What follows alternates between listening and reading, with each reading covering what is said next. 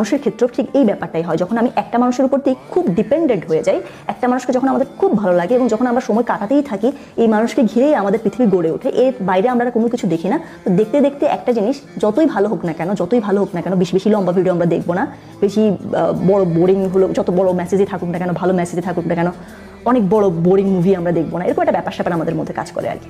তো সেজন্যই সুনিম বলেছে যে কখনোই কোনো সম্পর্ক যাই হোক না কেন, যার সাথেই হোক না কেন, এত কাছে চলে যেও না, তত কাছে গেলে ব্যাপারটা বিরক্তিকর হয়ে যায়। প্রত্যেকটা সম্পর্কের মাঝে একটা স্বাস্থ্যকর দূরত্ব থাকা উচিত, একটা দেয়াল থাকা উচিত, যে দেয়ালটা আমরা কেউ টপকাবো না। আমার কাছে ভালো লেগেছে কনসেপ্টটা।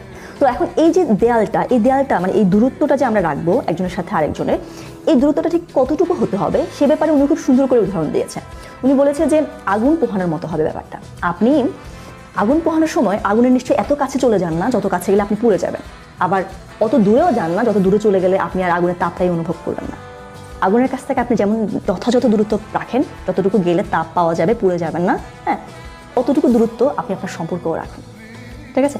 এটা একটা ক্রিটিক্যাল, এটা একটা অবশ্যই ক্রিটিক্যাল যে আসলে মেপে চিন্তা করা, বা এটা আসলেই এটা যেই সম্পর্কে আছে সে তার উপর নির্ভর করবে আর কি, সে কীভাবে এটা বুঝবে যে কতটুকু দূরত্ব কার সাথে রাখা উচিত। এটা সম্পূর্ণ ব্যক্তিগত ব্যাপার বলে আমার কাছে মনে হয়।